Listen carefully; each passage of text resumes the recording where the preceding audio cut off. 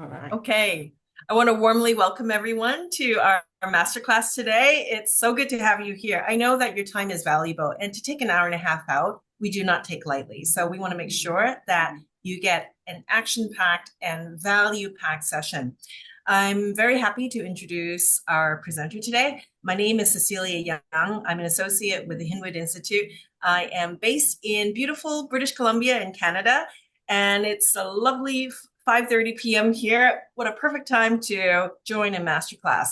Today is about you and about maximizing your learning. So I am so pleased to introduce my colleague and presenter today, Barbara Clifford. She is known as the Time Tamer, and she has just such an extensive background in leadership training, and in particular in time management and stress management. So she has worked with numerous companies, and this year she was a finalist for the AgriFutures RUA Women's Award in March of 2025. It is such a prestigious award, and she was a finalist, and it just goes to show you what an incredible role model she is and the difference that she is making. So I'm going to hand it over to you, Barb, for work in your genius zone. Yeah, cool. Thank you. Thanks. What a wrap. Thanks, Cecilia. That's awesome. I really appreciate that. Thank you, everyone, for making yourselves available. I'm promising this is going to be action-packed, fun, lots of information. I'm going to share some slides in a moment. So I do hope you've got a pen and paper handy. Natasha, have you got a pen and paper? I can't see. Have you got one? Yes, very good. Okay. Because I am going to give you some practical tools. Our goal in this training is to really give you some practical tools. So I am going to get my slides ready so that I can share with you. Cecilia's going to help me monitor the chat. If you've got any questions, honestly, just open up your mic or pop something into the chat so that we can make this useful and interactive as possible. And because you are participating in this masterclass, we want to make sure that we say thank you, and we may, I think, Cecilia, are we going to do spin the special thing at the end? Are we going to do that? Do you got your on mute? Do you have the wheel ready? No, I don't. Have you got it? We might. Okay. All right. Just an idea we were playing I with. can do a draw. We, but anyway, all right. I'm going to share Just my. one Can thing, you? Barb, would you make me co-host so that I can let attendees in? Lead attendees in. Ah, I don't even know how to do that. I can do that, Cecilia. Don't worry. I'll do that. Okay. You can just click Because on I the three dots on my box and then make me co-host. threw three dots on her box. I can make you a host. Oh, okay. No, go ahead then. Do you want to change the host to Cecilia? There you go. Did that work? Okay. Okay. Yes. But I can't. Now you have to give me permission to share my screen. I've just lost permission. Sally, don't laugh. Can you do that, Cecilia? No, I think we'll just go with you being the host. Okay. All right. Scrap that.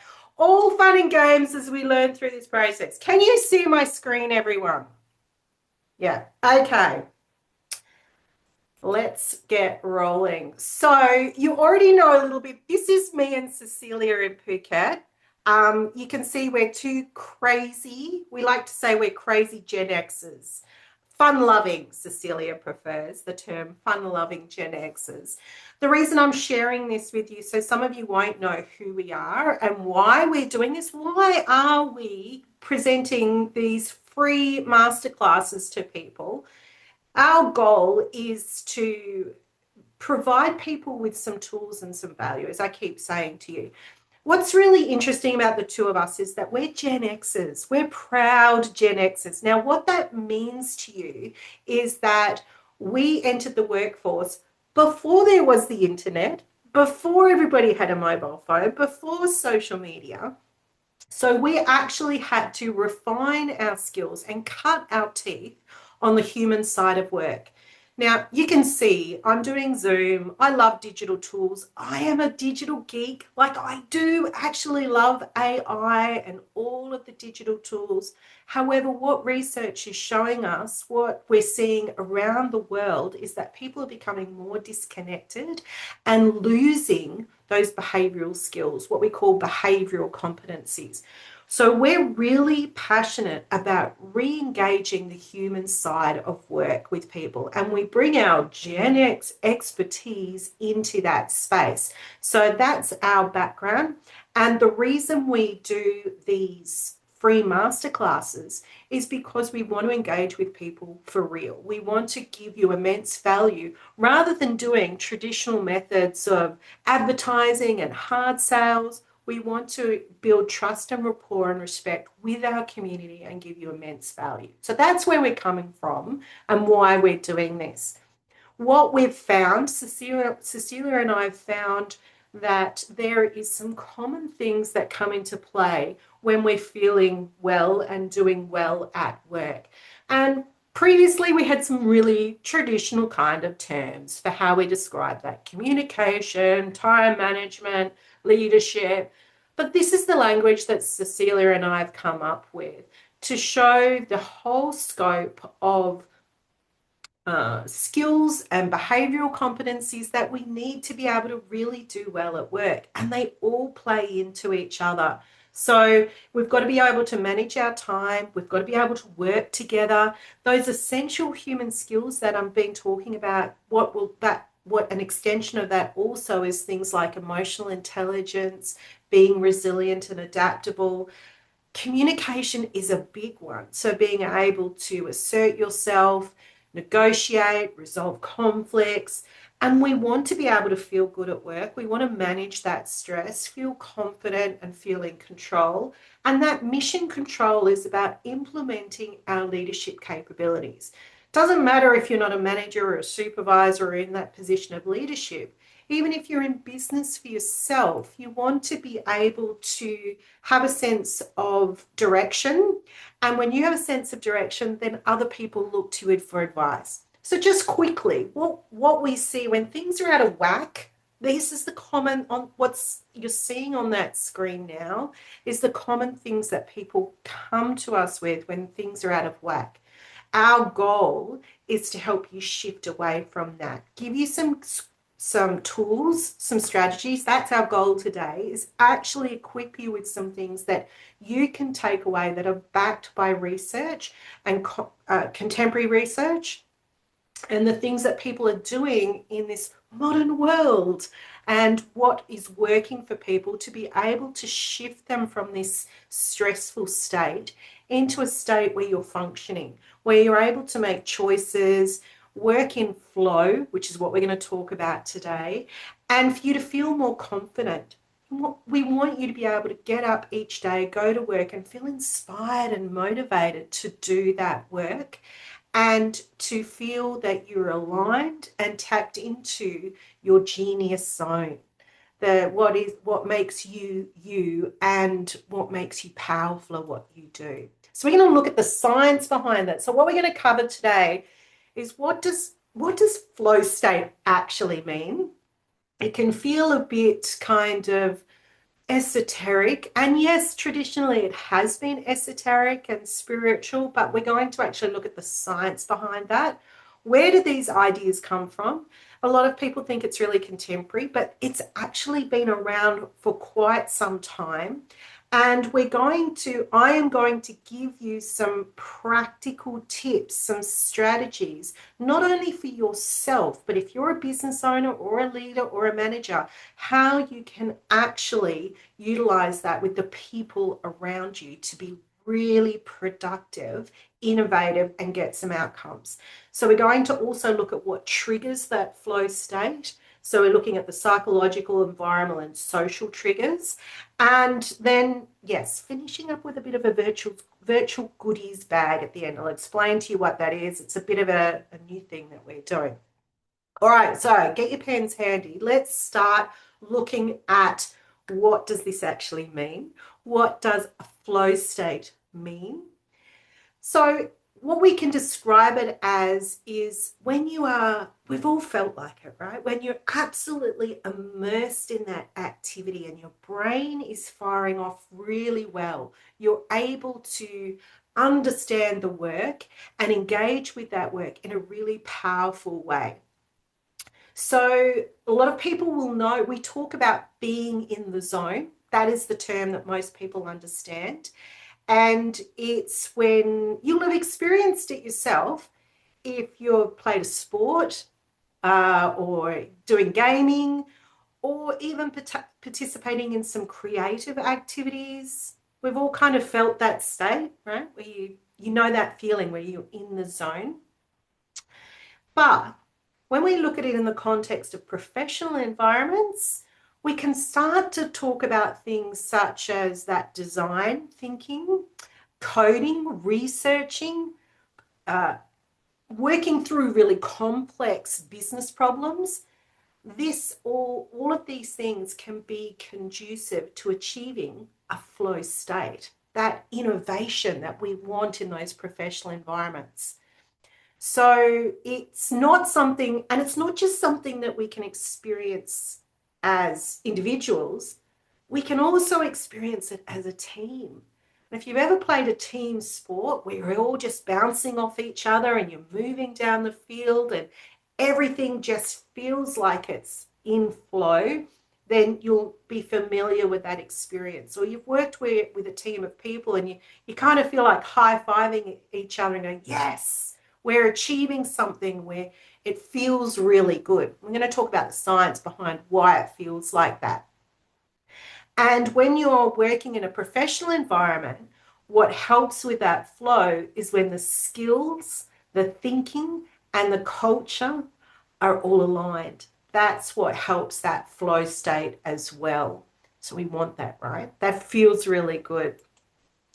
So it is when we're looking at that flow state, it's there's a few things that will impact upon it. So we're going to talk about this a little bit later on, but there's these three things that will trigger those states for us. So we want to look at just raising our awareness around what will stimulate or how can we capitalize on those triggers.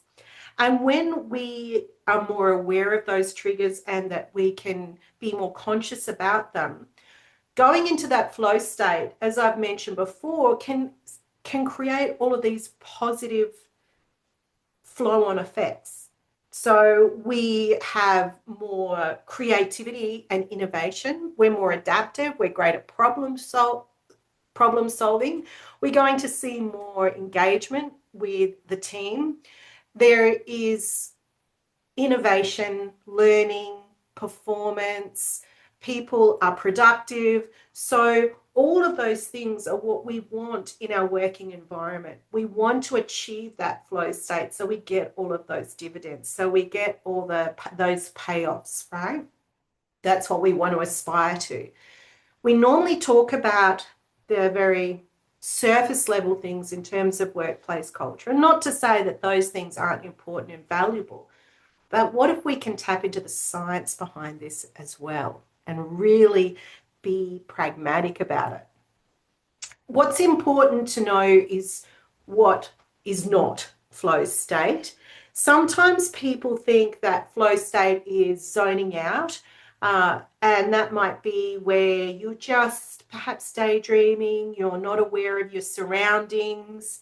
You might even lose focus on what you're doing. So that's not a flow state. Flow state is not mindfulness. It is, and mindfulness is because mindfulness, I guess, is very intentional. You are placing your thinking in a particular way. We're going to talk about the prefrontal cortex in your brain, which is that part of the brain that is the operating system, the CEO, the heavy thinker in things.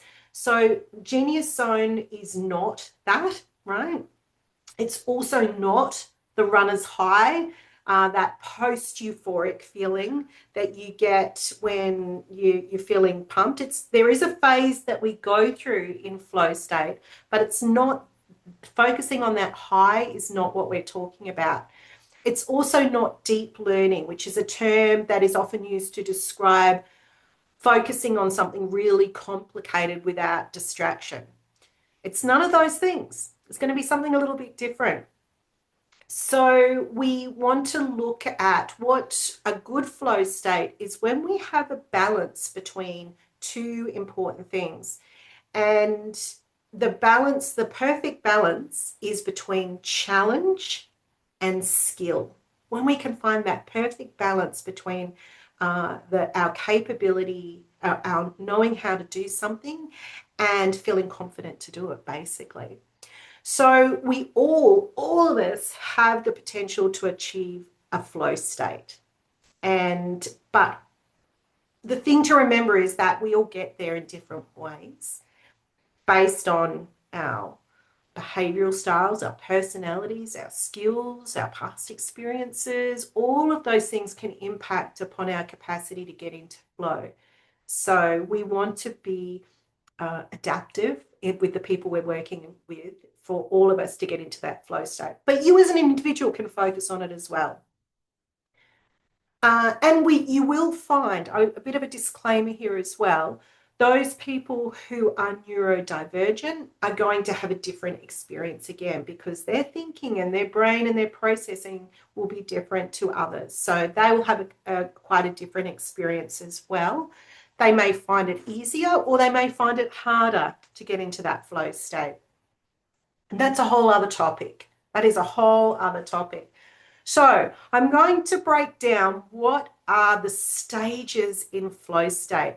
It is not something that you can necessarily turn on and off, but we can create the perfect breeding ground, I guess, for it. And it's a way that people cycle through those stages to get into that flow state that we want to kind of understand. And we're going to look at 4 different phases. Now, this flow state is actually referred to as the Flow Genome Project. And this comes from some research, a lot of research, where it has been a collaboration between, what this is really interesting, between scientists and entrepreneurs. So it uses a combination of physiology, neurobiology, and psychology to better understand flow state. So we're basically looking at the environment, how the brain works, and in terms of the science, and also the psychology and the thinking. If I can break it down into that. So these are the 4 stages that we're going to go through. So I'm going to talk to you, break down this in a little more detail. What do each of these stages look like? And then this is where I want you to get your pen handy, is what are some things that you can actually do in each of these stages to ensure that you're utilizing that flow state to the best of your ability. So we're going to look at struggle, release, the actual flow, and recovery. All of these stages are really, really important to be able to identify and utilize. But before we get there, I want to talk to you a little bit about the history of the evolution of flow research, because it's not exactly a contemporary idea. We can go back to the late 1800s. Some of you may have heard of a German philosopher called, I think you pronounce his name Nietzsche, Friedrich Nietzsche. So have I got that right? I did look up the pronunciation of some of these words before, but I forgot to look up that In one. North America, we say Nietzsche. Nietzsche, okay. How And do you I may say it, be able to Sally? help, Barbara. Yeah. It's I'm German background, and my church is Nitschke.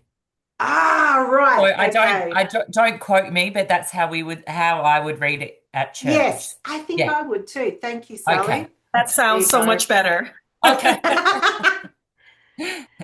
So what he described was Rausch, I think is also how you pronounce it, and he defined it as the great stimulus of life. So apparently the word has a lot of interpretations. Because obviously with language translation we can put different interpretations to that. But he was probably one of the first people that really started to talk about that capability to harness willpower. And he, I think, described it as a feeling of increased power that contributes to purpose, passion, and creativity. And so it was probably one of those first references to that flow state. And then we had Walter Bradford Cannon in the early 1900s. Now, what's really interesting is that he was probably one of those first people that kind of referenced the fight or flight reaction response for getting our bodies into that state, getting us ready to act. And what's interesting is that this sort of started to reference that biological relationship with those states, with those mental states. Whereas previously it had always been considered a spiritual gift. So now we're starting to move into the bit of the biology. And what we now see today is that when people are talking about positive psychology, they now say that a flow state is an alternative to that flight or fight, that stress response. It's more of a position of power and courage and action rather than distress, which is really interesting.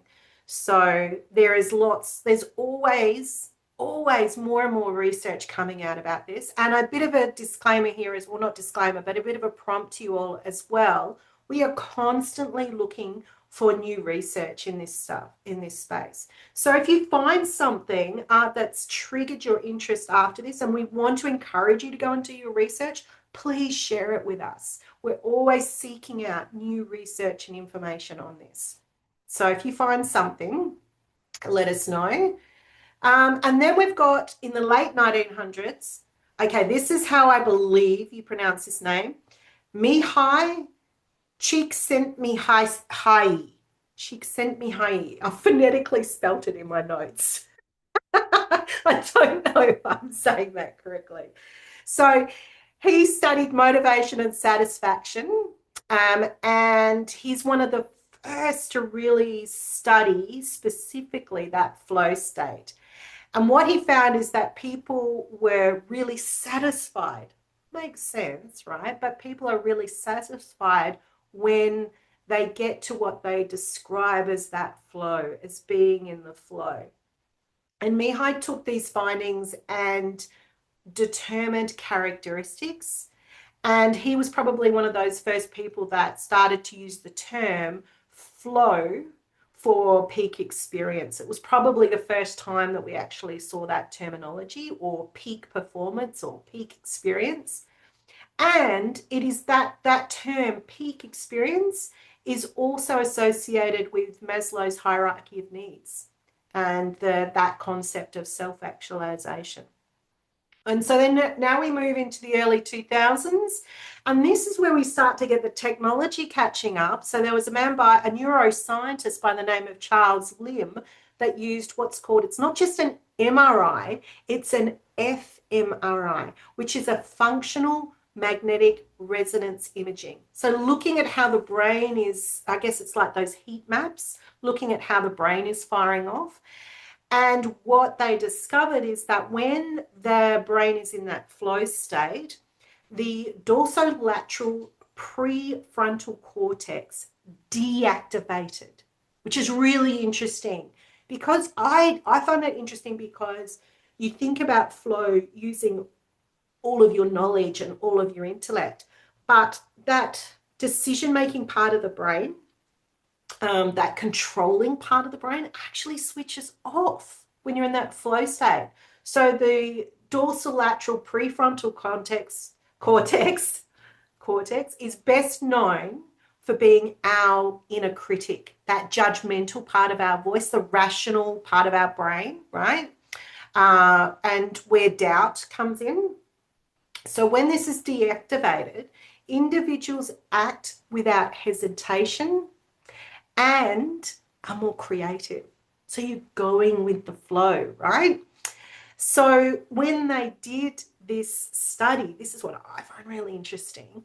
They actually studied the brains of jazz musicians and freestyle rappers, which kind of makes sense, right? When you see those musicians performing and they get into that vibe, they get into that flow. So they actually studied their brains to be able to see, actually determine when they got into a flow state and were just letting go, and letting their creativity come into play, which I find absolutely fascinating.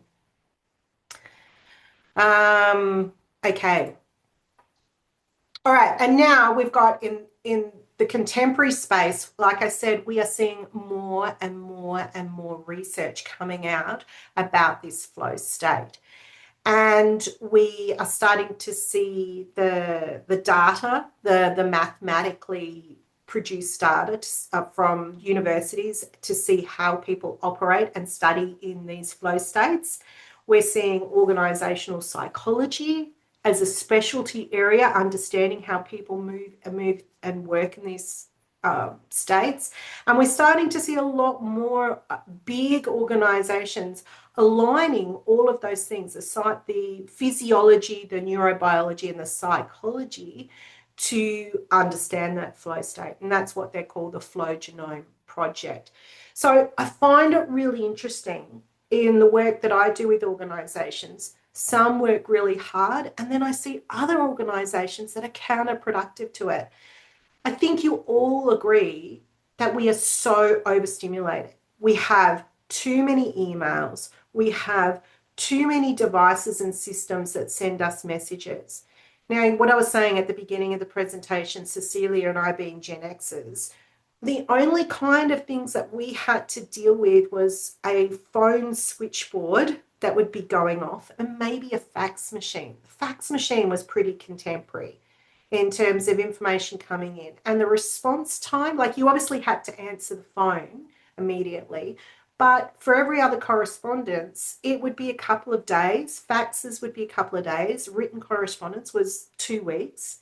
Then we had email introduced where people were expected a response within a day or two with emails. We're expected to be hyper responsive with emails. And now we have the introduction of things like Teams and Slack and Messenger. And we have those chat bots on websites. And if we don't get a response instantly from those things, then we think something has failed. And I am seeing from my work, working with different organizations around stress and productivity and all of those things, where people are expected to answer the phone as well as respond to a team chat at the same time. And this is big organizations that are expecting this. So how then can we possibly be in flow state for creativity and innovation? I don't know if we'll answer that question in this masterclass, but it's my question that I'm posing to all of you as a contemporary challenge. Things are at odds here, feels to me. That's what it feels like to me. Gallup, Cecilia and I love the research that comes out from Gallup because what it tells us is how things are moving globally in terms of that trend of work culture and how people expect to work, and things flow pretty consistently.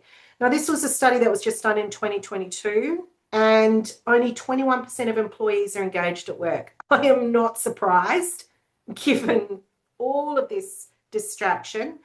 And what we know is this disengagement is having a cost. This is the irony. Or big organizations want people to be doing more and spinning more plates at all at once, but it's really hard for them to be really effective and operate really well. And so we've got to go back to basics in terms of creating the perfect environment, the perfect culture for people to be creative and innovative. And what does that look like? What does the science show us? How do we know when that's happening and what we can do to support that? So I want to start to look at, this is where we start to look at that balance, as I said to you in the beginning, between the challenge and between skill. So when we've got that perfect balance, that's where we're going to see that flow state. So people who frequently, what we know through that research is that people who frequently experience the state of flow are more productive, they're more satisfied at work than those that aren't in a flow state. They're going to feel happier at work. That and what we can see from that higher level, those top executives, if they're in that flow state, they're going to be more productive, five times more productive if they can get into that flow state. So if you have a look at this chart, it's a good visual representation that what happens if there's a combination of things. So if we've got too much skill and not enough challenge, then employees are going to feel bored. Makes sense? Like if your skills aren't being utilized, you're not putting those skills to the test, you're going to get bored. You're going to get bored. You're just going to do things by rote. There's no challenge there. And you're not fulfilling your full potential. Whereas if you've got no skill and too much challenge up here, we're going to be really anxious. We're going to get stressed. And I think certainly where I live in the Northern Territory, we are people resourced, and quite often people get pushed into positions where they don't have those skills, competencies, and they get really, really stressed, and we see an increase in conflict as well.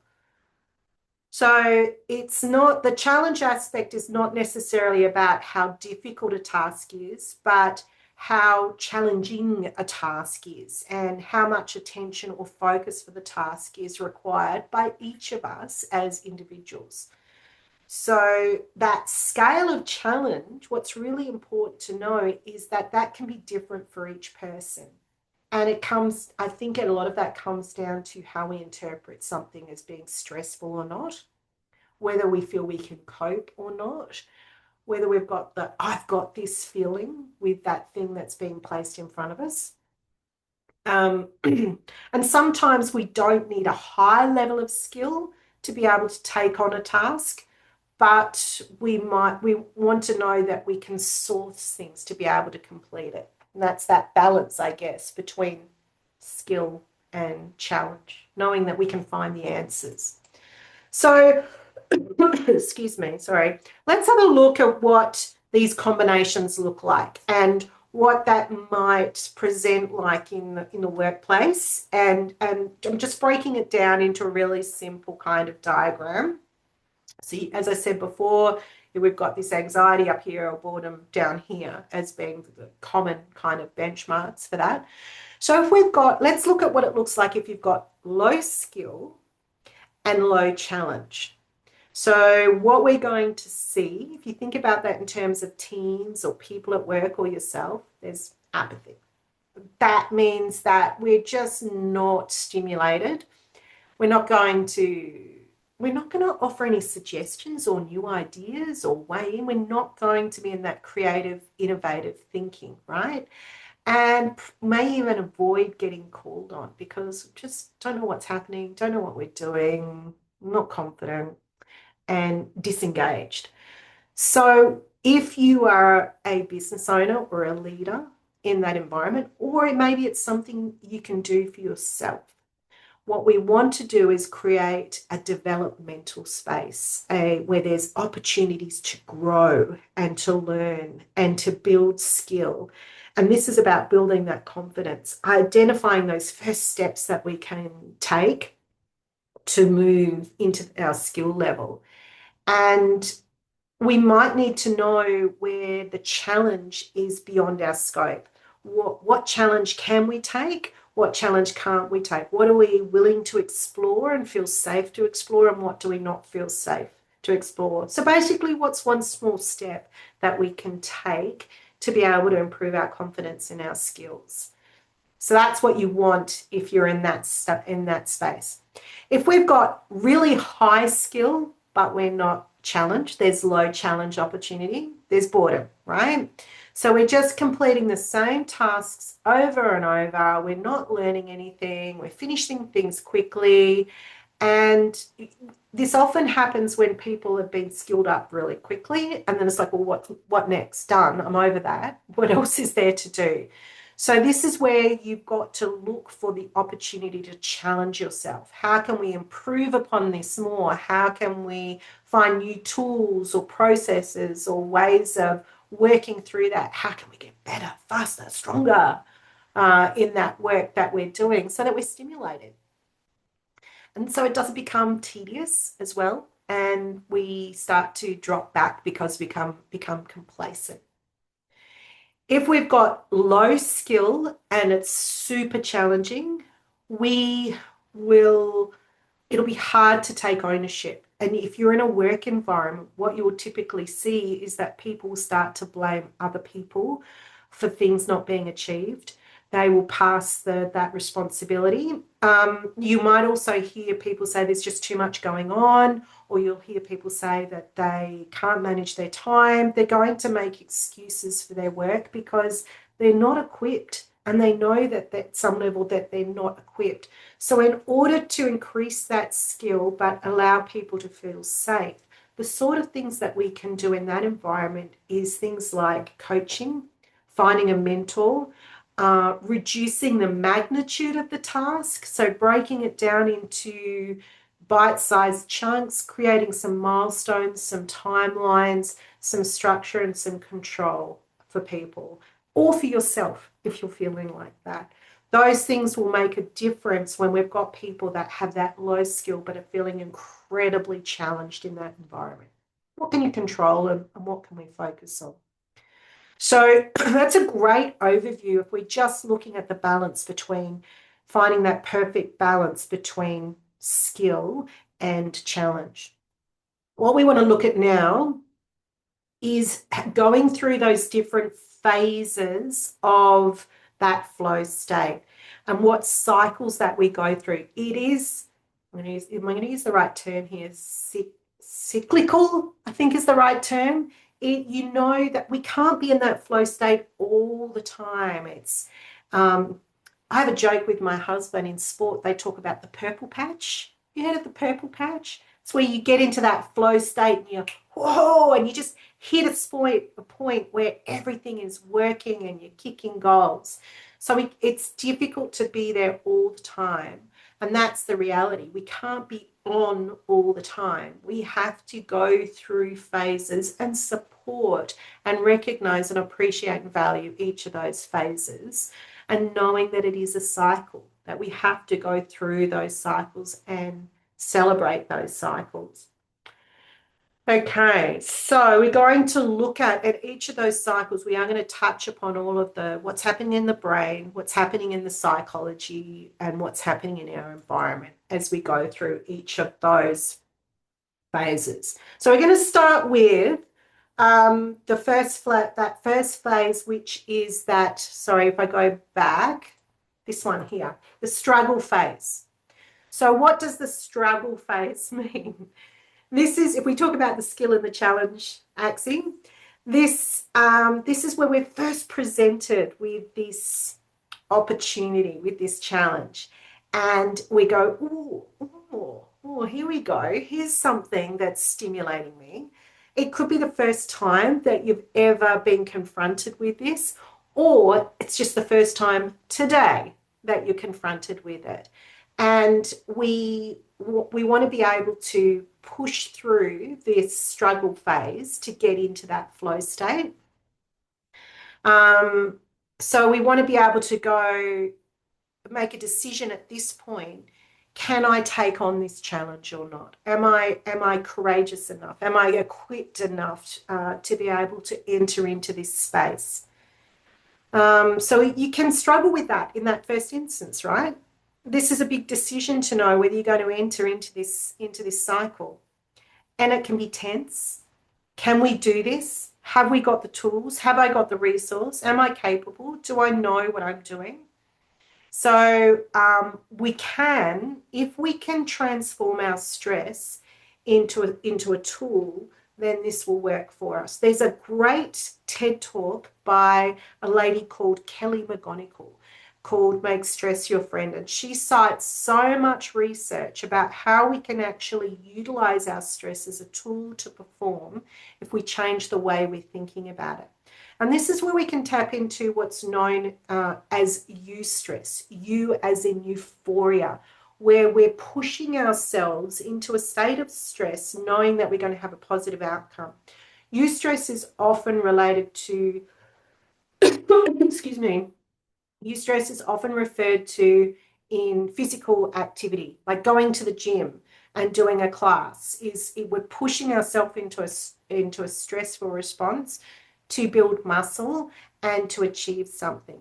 So it doesn't have to always be physical, but that's a very common example of where we utilize eustress.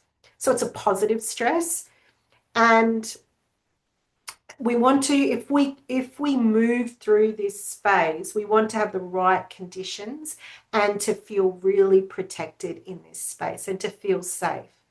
So what you will notice, how you will observe this, is tension.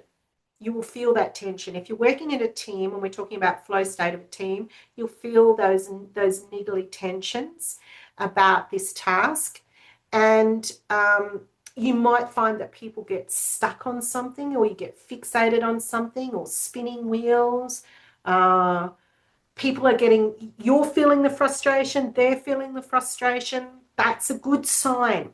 We also talk about healthy conflict in the workplace. Conflict is a good thing if you can make it safe and healthy. So this would be one of those kind of safe conflict spaces. So what I want to give you is for each of these phases, some actions that you can take to help support you to move through these phases. So this is where I want you to write down anything that will resonate with you.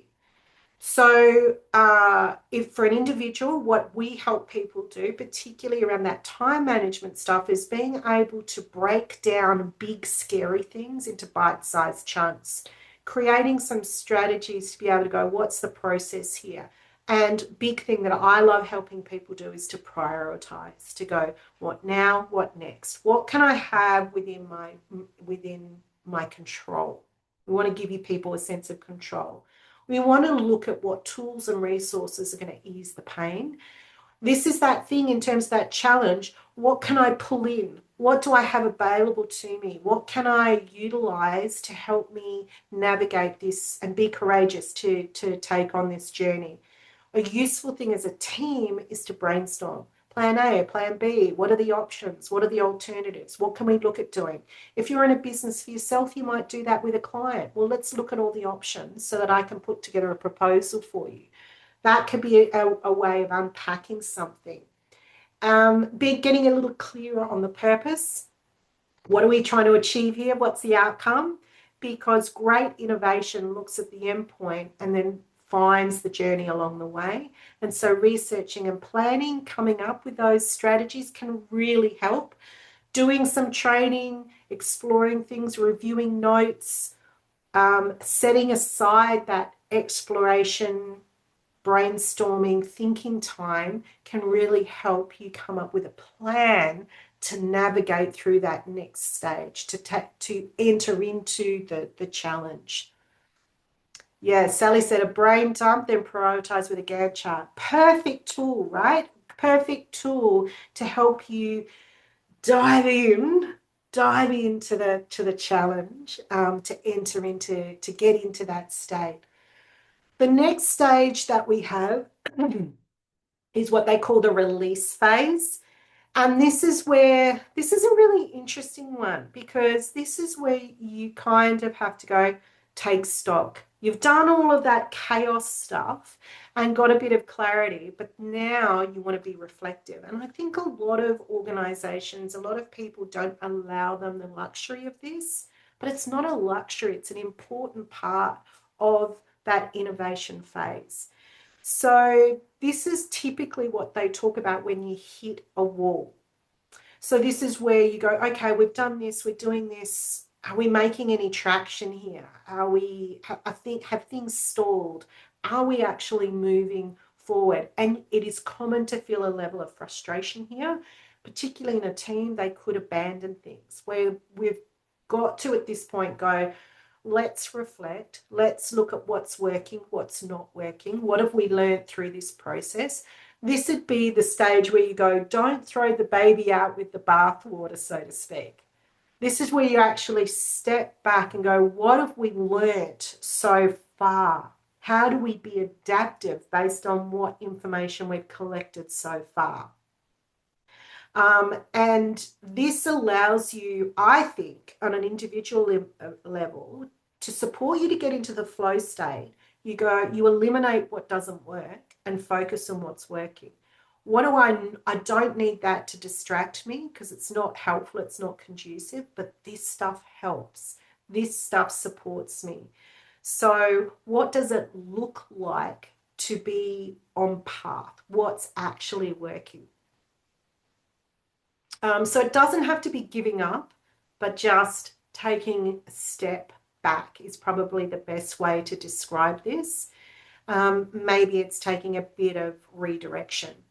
And what's really interesting with this is that we can get, the brain is producing nitric oxide at this point. When we get to this stage, and the nitric oxide apparently provides you with a bit of relief. It's nurturing you, it's helping you to repair and recover, and helping you recover from the stress hormones of the previous phase. So in that previous phase where it's the fight or flight response, you've got the adrenaline and the pump and all of those things, whereas this phase is that it is starting to go into the, oh, take hold of the reins now, get things under control. Okay, so what are some things that we can do, some actions to support us to move through this phase? So write down anything that relates to you, but this kind of makes sense, right? If things have been pretty intense, take a little bit of a breather. Have a stretch. Let's just take stock. Let's move away for a little bit. Let's just detach a bit from this situation. So you can do that as a group. You can do that as an individual. Come back to something. Let it sit for a bit. Go and do some of the easier stuff and let some of this complex stuff that's where you're feeling a bit of resistance, just park for a bit. Talk things through with somebody else. I know sometimes I do this a lot with Cecilia where I feel like I'm stalling or I've got something, and I'll just take a break and have a chat, and we just step back and are able to reflect and go, okay, where are things at? What's working? What's not working? How can we get things to flow? What can we focus on? So you can do that as an individual, you can do that as a team, or you can pull in some people that can help you with that. Just sometimes I think also a change of environment, being away from the normal environment. That picture of Cecilia and I in Phuket, that was us going, let's get off Zoom and really be immersive and just change the environment for us to think creatively around some things that we're going to do for our business. So that just gives you some examples as well. So you can utilize, this is where you can really utilize external support mechanisms. And this is where Cecilia and I come into play a lot with different people, is just going, let me reflect back to you what I'm seeing. This is what you've presented. This is what we're observing. And we use a lot of tools and strategies to help people with that, whether it's a group or with individuals. So that could be an opportunity where you implement something like that and capitalize on those tools. Okay, and blah, now we're in the flow state. Yay! This is the place we want to be. This is the place that we love. And this is when things are just falling into place, right? We're starting to now, as an individual, this is where things just happen unconsciously. They just happen. Things just flow. It's a well-oiled machine that just operates really well. So you can see this can happen for you as an individual, but it can also happen as a team where they're dancing together in a beautiful waltz to achieve something systematic and to create an outcome. So we might find that things are processing naturally, logically. They're just happening and we don't have to think about them. They're just occurring. Things will happen faster as well. Things will start to speed up. And what you will find is when we get into this state where we've got that good flow, and I've seen this with people that I've coached, they go, this can't be right. everything's happening, something's got to be wrong because they're not in that fight or flight response anymore. They are actually ahead of the game and they're in control. And then the next question now is, what next? I've got everything's under control. What now? What do I do now? And that's where that innovation and that creativity and all of those things come into play. This is what they call the gold standard of productivity, right? When you get to this state. And what's really interesting is that we have confidence, a lot more confidence in this stage. We're well informed, we're well practiced, so we can do things with a greater level of confidence. And you will find with a team that they can operate autonomously. People can do things without having to double check. That things just happen like a dance. Yeah, you can waltz together and make those steps confidently, knowing that you're in flow with the other people. So yeah, this is when you're in the zone. And you'll notice too, what's really interesting when you're in flow state is how time moves faster. You will go, if you're working with a team, you'll go, whoa, wow, oh my God, it's lunchtime already. Where did the time go? Or you will go, wow, I've look at that, I've achieved so much, and where did the time go? Rather than, oh my God, what have I done today? And it can be different, that flow state can be different for everybody, regardless of where the project's at. So to give you an example, somebody building a presentation will be in a flow, knowing the sequence of slides and designing the slides, and they're in that flow state during that design phase.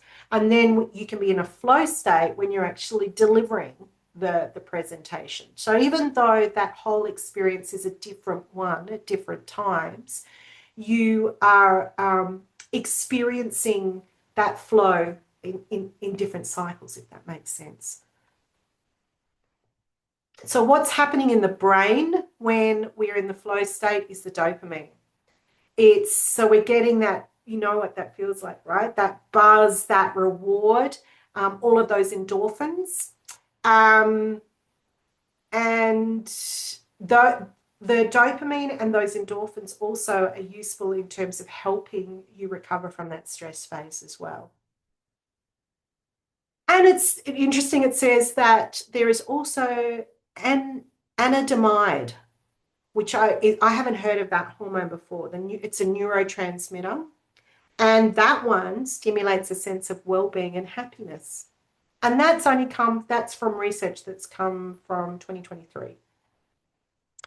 Okay, so that's lovely. We want to be in that flow state all the time, right? The euphoria of being there. What we need to do to support that flow state. These are the actions that are going to keep us in that flow state longer. We want to be there as long as we can. So making sure that we don't have disruptions is going to be really important, right? We want to be in that zone. So we want to eliminate distractions, disruptions. This is where like the team would go away from the office to work on something. You're not wanting to have anything else infiltrate that beautiful, creative, innovative thinking time. So we also want to be able to move through things. I find this really interesting as well about don't get stuck in the weeds. So we want to keep that momentum and keep things rolling as well. Alrighty. So then the next phase that we go into is the recovery phase. And this is probably one that gets neglected and I think is really, really an important phase. So this is different to the release phase where we stop and take stock. This is that closure. This is the celebration and reset phase, right? And this is still a reflective practice, but it's probably where we're closing something off or coming into that more conscious processing space and coming into a sense of completion. So when we've been in that flow state, it's quite unconscious normally. So this moves us into a conscious phase where we're able to go, what worked? What can we take away? What success can we build on from that? What can we celebrate? Everyone loves doing this part because it's normally a good feel good one. But we want to create some hacks. What are some shortcuts? How can we get to those points quicker? How do we automate things? And it can be things like just a shortcut code or button on our computer when we're doing a presentation, or it can be a whole process, or it can be a digital tool. So it's important to have that stepping back and that breather. And this is really important. What I like to think about in terms of this recovery phase, a great example of this is paramedics. Paramedics will go into a flow state, and there's a certain level of automation, that unconscious, yeah, just do this, because they're so used to doing it and they've been trained to do it. But they have to have that recovery phase. And if they don't, if they go straight into another response, what's really interesting is if you don't utilize this phase, you have a greater risk of burnout. So it is allowing your brain to actually recover. It is you've taken it into a phase, but you actually have to let that machine cool down a little bit. I really struggle with this one myself, but your next time that you go into that flow state won't be as long if you don't have this opportunity to just chill, Bill. Just relax a little bit. Um, and it can be really important for a team where you go, wow, we've just worked really hard.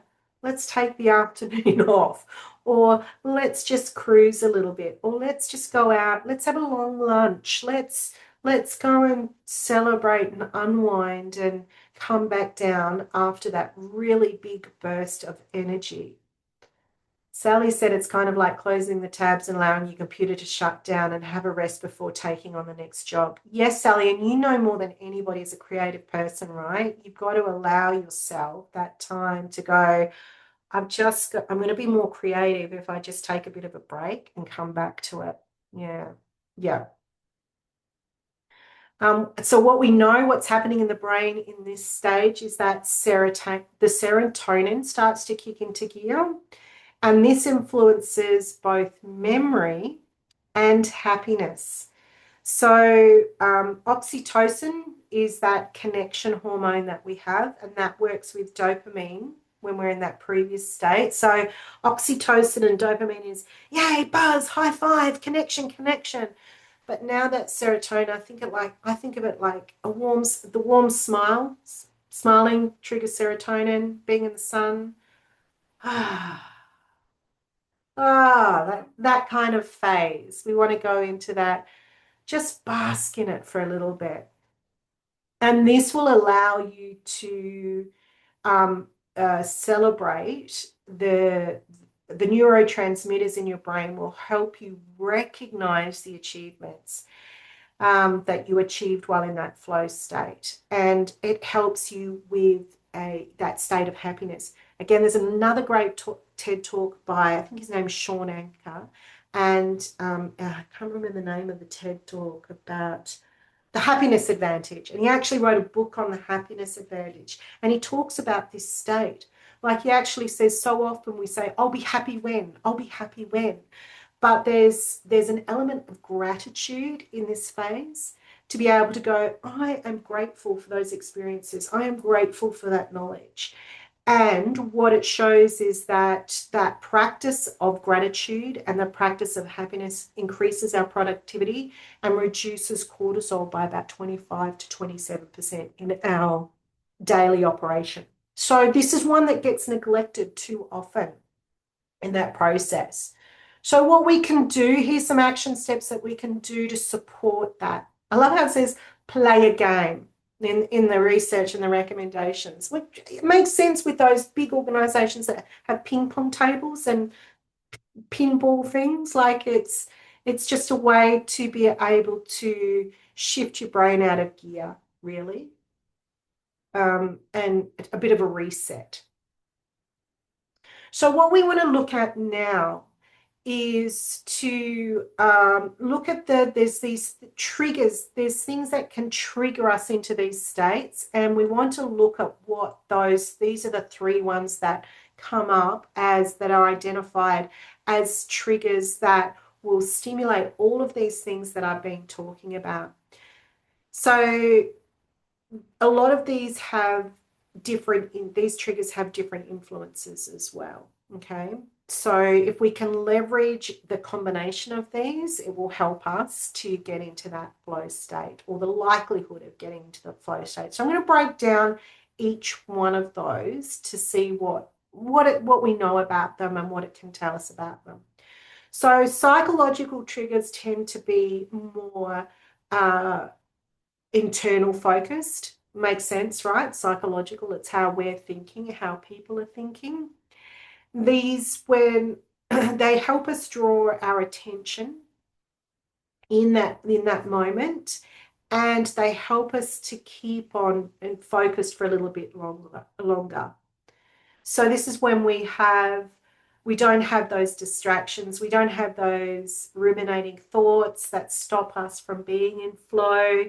It's where distractions can disappear. And this is a really big one, I think, about in terms of all those thoughts and stimuli that come in. If we can eliminate those so that we can be in our own head when we're working. What's really interesting about this as well is the goals. Are the goals clear? Is the purpose of what we're doing really clear? Now, this is really interesting when you're talking about teams or when you're working with clients. Like, are we heading in the same direction? And when that stuff is clear, when those goals are clear, it's creating the perfect breeding ground for flow state, right? So that is why those things can be really, really useful. Where are we going? And what I also find interesting is the timely feedback. If we think about that skill and challenge matrix, this is really important in the workplace to know, am I on right track? What's working, what's not working? That release phase, right? We need that feedback in order to keep moving through into the flow state. So we have to have feedback at the right time when it's useful. How do we get feedback from our clients, our colleagues? How do we have that reflective practice, whether it's a coach or a mentor? Where is that timely feedback coming into play to keep our thinking moving into that flow state? And of course, that challenge, as I keep mentioning about the balance between the challenge and skill, is finding that sweet spot, so that you don't feel overwhelmed and anxious and you don't feel bored. Then we want to look at what environment that you create. And this can be physical, but it can also be the social environment. It can be the financial environment. It's not just the physical kind of environment. And if we think about toxic workplace culture, we've heard that term before, that's the environment that's created. So what are the surroundings that are going to create a nice, healthy environment to be able to produce that flow state? So what can be really interesting is the element of risk. What's really interesting when I talk to people about stress in the workplace, if we have no stress, if there is no stress, we're not going to actually be productive. If we don't have stress in our lives, we die, right? We need stress to be able to survive and to perform. We need a little bit of stimuli. We need a deadline. We need a benchmark of quality. We need certain things that tell us whether we're moving forward, right? So there needs to be a little bit of skin in the game, so to speak, for us to be stimulated to move into that zone.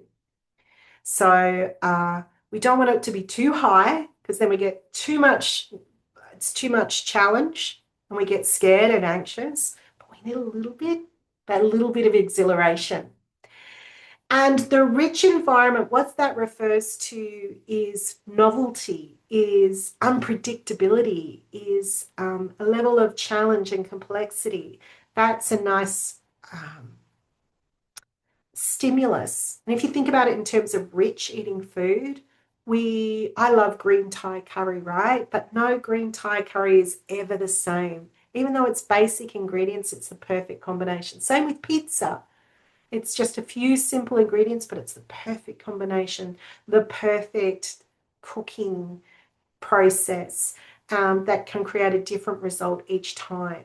So it's got to be those like level of complexities for us to be stimulated. And then we've got to feel at one with what we're doing. We've got to feel that connection with what it is that we're engaged in with. We have to, that people talk about for painters, the paintbrush being an extension of their hand. And we've seen that, haven't we, with people with technical things that they just have this beautiful dance with what they're doing. Or if you've seen people handling challenging customers or clients, you go, wow, you handled that so well. There's just this beautiful extension of their skill and capability, and they become one with what they're doing. So, how do we create that? What does that look like? And having that connection. Where we can do that with teams is giving them a sense of ownership over what they're doing, that they get to own that thing that they're doing, have a sense of ownership over it. And lastly, we've got the social triggers. So this is where we're looking at the way that human side of work, right? How do people connect?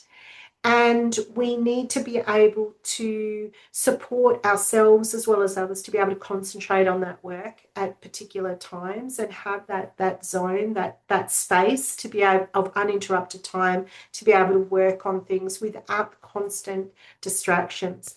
And this is the thing that I feel like a lot of organizations forget when they expect people to be so responsive all the time. When are the no-go times when people's brain can actually be utilized to solve complex problems?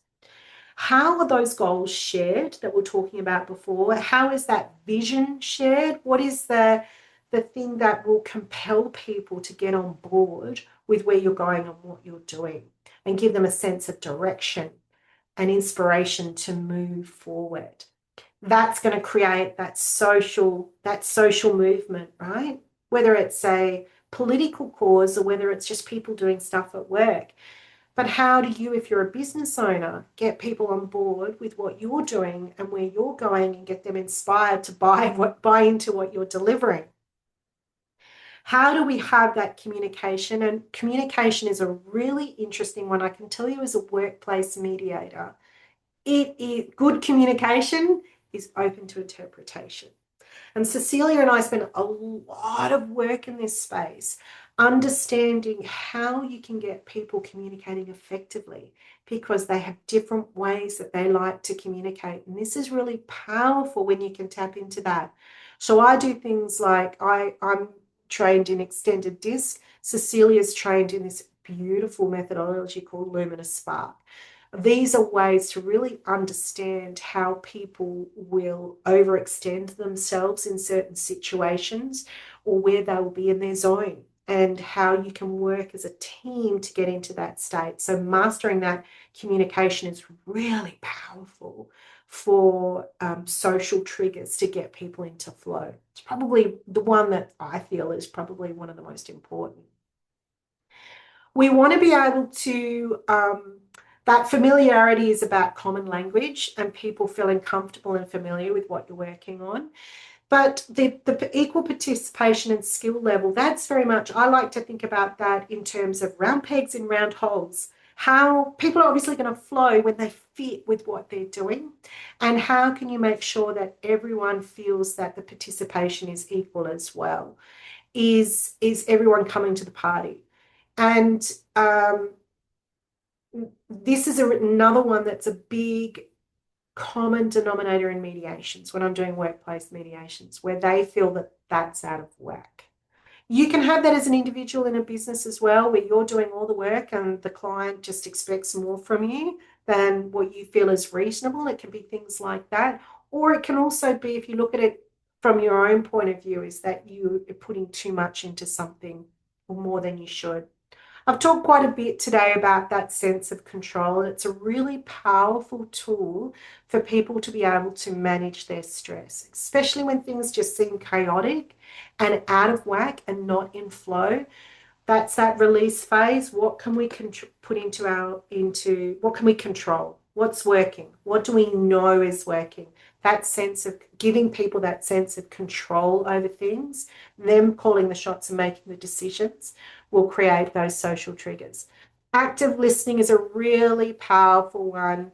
And again, if we think about that extension, when we talk about flow, it's not just the people are talking and we are hearing them. It is taking in everything to hear what they're saying, looking at the body language, looking at the juxtaposition of words together. How is the conversation flowing? All of that, that's where the emotional intelligence stuff comes into play as well. Really expanding your capabilities of emotional intelligence. No situation is the same, no people are the same. So it's a constant process of learning and adapting with emotional intelligence. And so you need that in order to be able to actively listen. So a lot in that one, right? For us to be able to achieve things with other people. What we're going to do after this, so we've got a bit of time to be able to answer some questions now and to explore this and unpack this. And Cecilia's done a great job of dropping some things into the chat. I really want you to look out this is only for people that attend masterclasses. What we will do is send you some tools and some resources afterwards that are going to support this learning. I hope you've got value from this, right? And I hope you are able to take away some of the tools and strategies that we've shared with you. But don't just rest there. We want you to apply the learning. Keep the learning alive is what we talk about. Actively apply this. We're going to send you some stuff afterwards. I'll have a cheat sheet of what we've talked about today. Give it to somebody else. There's a lot of people that registered for today that aren't here. They're not going to get the recording. They're not going to get that information. But you have. So please share it with other people. Also, you will get these resources, some tools that you can use that can help you to get into your flow state. So this is a great one that was given to me by a mentor many, many years ago, and I want to share this with you. It's a worksheet that you can do to try. This is that goal setting stuff. This is where you can actually plot out the day, do a bit of reflective practice. So this is kind of a worksheet that you can utilize. I'm going to send you that one. This one is a great one for teams. Really, really good one for teams. Now, I've been working with a client for an extended period of time who works with some rangers. And these are people that they're less likely to use digital tools. They want to use more of the hands-on physical tools. This tool was a game changer for them to be in flow state together. It's what's called a scrum board. So I'm going to give you this. This will be an A3 version. So if you want to, you can print it off and stick it up on a board and utilize it. But you could also just print out these headings. What this team, the Rangers, did was have all of these headings and use Post-it notes and to create that flow of moving things through these different areas. And that gave them a sense of achievement, that reflective practice, all of those things. You could do it on a whiteboard, but this is called a scrum sheet. So I'm going to send this to you as well for you to be able to utilize. Please share it with people, forward it on to people so that we can share the love. Everything we're doing is about paying it forward. We want to get this information out to people. And that is our strategy in order to, we're not spending a whole heap of money marketing. We're not going to ring you up and push you to buy anything after this masterclass. I've got nothing to offer you, no packages at the end. This is purely about giving you value. So that is why we say to you, please share the love. Please share the love and get the word out there about what it is that we're offering people. If you've enjoyed this masterclass, tell other people to come along and do it as well. We'd love it if you feel inspired to give us a Google review. Doing stuff in professional development is really hard to get reviews. If you're a cafe or a gym, people will always leave a Google review, right? But for us, it's really hard. So if you feel inspired, we'd love it if you could give us a Google review, and that's the QR code. We are always sharing this content, this type of content. This is an intensive one. These masterclasses are designed to be really intensive, giving you some tools and strategies you can take away. But if you want some bite-sized chunks, then you can follow us in social media as well. Cecilia and I have started a podcast where, again, it's a different learning environment to this. It's a lot more reflective and conversational. So we are talking, we're deep diving on some of these topics, exploring the research, talking about some of the tools, and and sharing some information with each other, and sometimes disagreeing with each other or challenging each other on some of these contemporary ideas because we have different ways of approaching them. So you can check out that podcast if you're interested as well. It's on Spotify or on YouTube. So I just want to stop here now in the last, Tim said it's candid and refreshing. Thank you, Tim. I'm glad that you've got that feedback for us.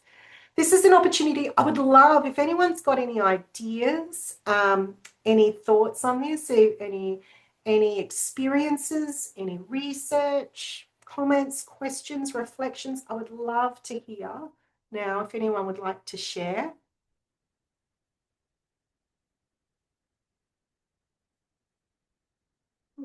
Made a noise.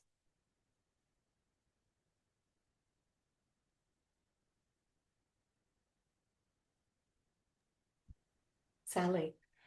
Yeah. Hi. Thanks, Barbara. I really enjoyed that.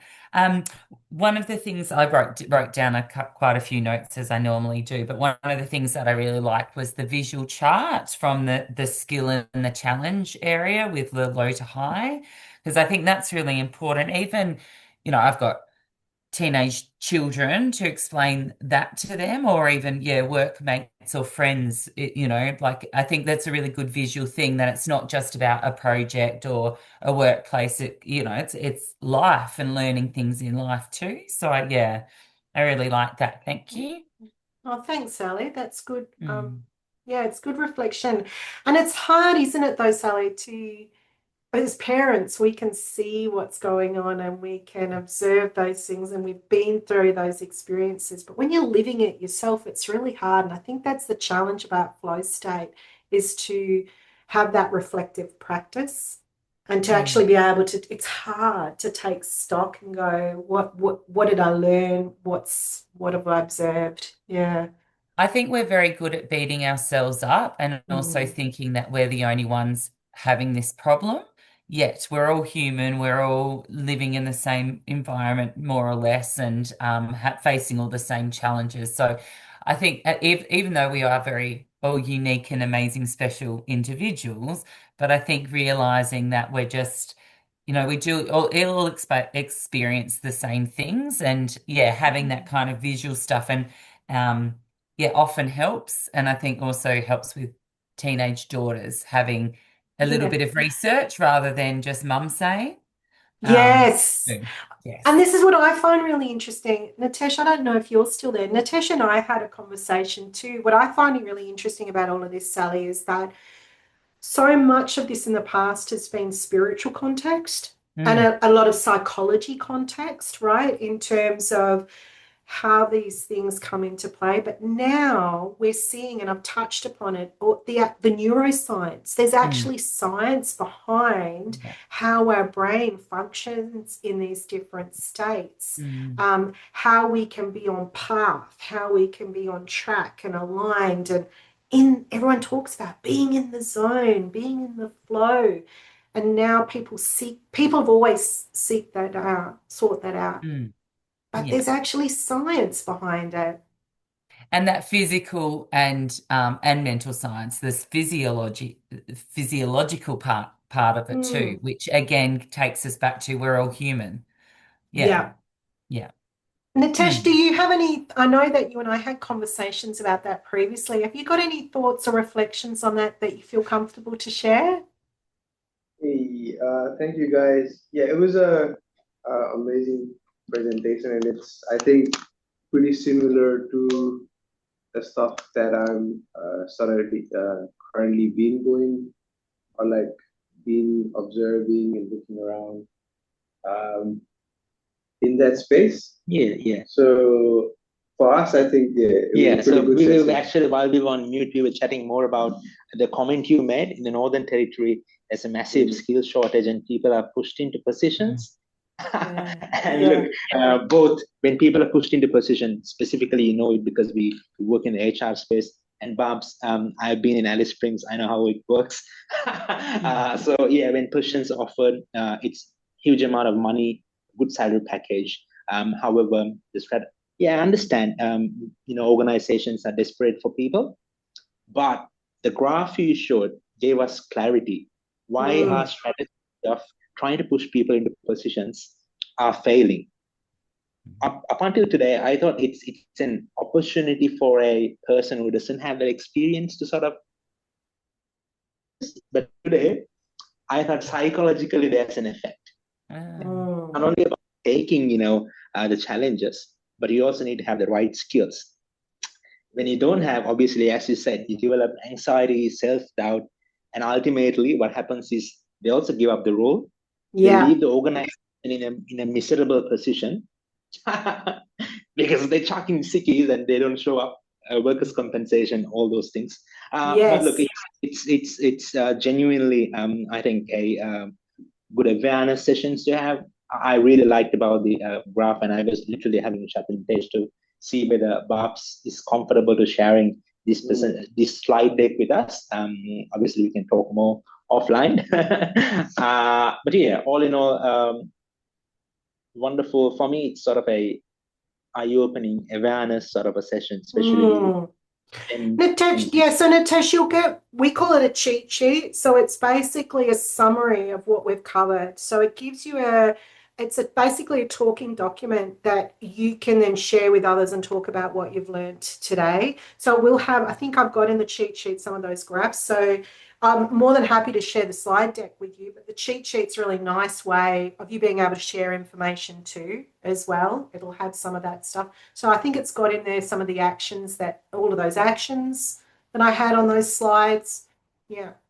I'll share with you also one of the things that, sorry, Cecilia, you were going to say something. What are you going to say? No, I just want to add that the cheat sheet is a lot easier to reference the materials versus the PowerPoint deck, because the PowerPoint deck was designed for Barb's presentation. Yeah, exactly. So you'll find that it's a lot more shareable, easier to share the models with the cheat sheet. That would be wonderful. Yeah, so you'll get an email afterwards, Nitesh, with that. So if for any reason you don't get it, but obviously look in your junk folder, but let us know, right? If you didn't get it. Yeah. The other thing that I thought that some of you might be interested in is a book that I wanted to share with you. Not necessarily related on this, but similar. It's called No Self, No Problem. And it's actually how neuropsychology is catching up with Buddhism. It's a really interesting book where it talks about the Eastern philosophies of Buddhism and now how it correlates to neurobiology and neuropsychology. Really, really interesting. So once again, when we've got that esoteric thinking, like flow state has always been an esoteric spiritual conversation. Now it's moving into a psychological and a neuroscience space. So this is another book and another topic that explores that and is very, very interesting. Absolutely fascinating. You want to do the wheel, Barb? Do you want to do the wheel? Can we do the wheel? Yeah. Yes. Okay. Yes. Do you want to explain what it is, Cecilia? Okay. So, Barb, you confirm that you're going to give away a book. Yes. Book. I'm going to give away this book to a lucky winner who is actually present.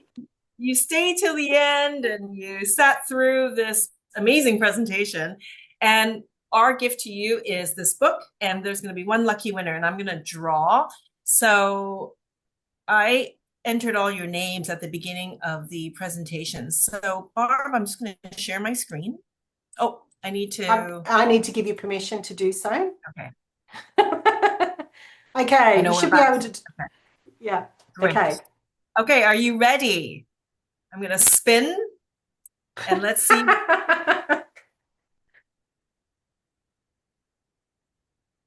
And let's see who the winner is.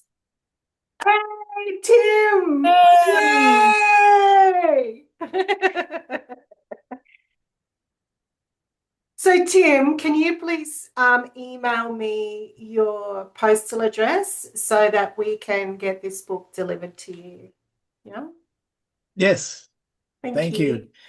And I love the context of, flow state is often seen as you've also mentioned, it's often seen in an esoteric way, and it has a bit of a lightness or a woo-woo sort of connotation at times. But I love how you really come from it from a practical neuroscience sort of foundation, and that gives it, the business credibility. Um, but the reality is that there's so much of the brain that is still unknown and perhaps unknowable. But this gives us a foundation in which to step into that, more well equipped and well informed I think so. and take Like advantage of it. Yeah. I think so, Tim. And I think like what Sally said, when it's just you, the parent, telling your child, look, this is what I know. But if you actually, there's some science and evidence, it's not just Yeah. me, there's actually some science behind it. I think that sometimes really helps. We've got the evidence and the data to back up the argument for what we're actually saying. Yeah. Yeah. This is why we always look for more and more research and data. And you'll notice obviously the things that we're passionate about are stress management, time management, productivity. But this is where this stuff comes into play is why can't I be productive? Well, Mm. why am I not in my zone for achieving the things I want to achieve? And all of these things come into play. Mm. Just to note, please download the graphic, the visual graphic the visual summary of the masterclass, which Tim created at the time. Tim, that's amazing. Oh Tim my is God. Thank you. That is so awesome. Has everyone downloaded that? Thank you. Oh, wow. I'm blown away. Beautiful. That is so Thank you. cool. Sally, you'll like that too, won't you? Yeah. Cool. Tim. Are you available to join all of our masterclasses? Yeah. I'll do my best. Thank you, Cecilia. Cecilia and I have known each other for a long time, and it's the context is learning. It's this kind of stuff. It's learning. It's pushing the edges of who we can be and how we can show up in the world in more purposeful, meaningful, joyful way in service and Exactly. growing. We grow through service. So I think like you, Barbara, we're all quite aligned, or I speak for myself and Cecilia, how I know her aligned in the context of growth and service. So it's Yeah. beautiful to be here. Thank you. Thank Thank you you for all. giving up your Yeah. time. So just in closing, what I will say to you all, if you have enjoyed today, if you have got value, please let other people know. Please share the resources. Please tell people about these masterclasses. Let people know that they can actually get a gift. There's a goodies bag at the end that you get, only for those that come and join us. And so share the love. Yeah. And we have one coming up next week. Yes, of course, Cecilia. Sorry. Yes, Cecilia. Do you want to talk about that, Cecilia? Because that's one that you're Yes, doing. it's called Kind Words for Tough Talks, and it's about delivering challenging communications with trust and empathy. And I will be sharing a couple of models on how to frame your message, how to prepare for the reactions, and more importantly, balancing trust and empathy in delivering the message in the right tone that will be received and you will not break the relationship. That's next week. Kind Words for Tough Talks. Awesome. So yeah, share the love and let everyone know about that one as well. Alrighty. I think I might thanks, Sally. Awesome. Thank you. Appreciate you doing that. Thank you for everybody being here. Lovely to see you, Natesh, and thank you for participating and Elston. enjoying. Yeah. Good to Thanks, see you. guys. Nice Yeah, to meet everybody. you. Nice to meet you all. See See ya. ya. Bye. Yeah. Bye. Thanks, everyone. Thank Thanks, you all. Barbara. Thanks, Cecilia. Bye-bye. Bye. Great to have you here, See you. Sally. Bye. Yeah, thanks.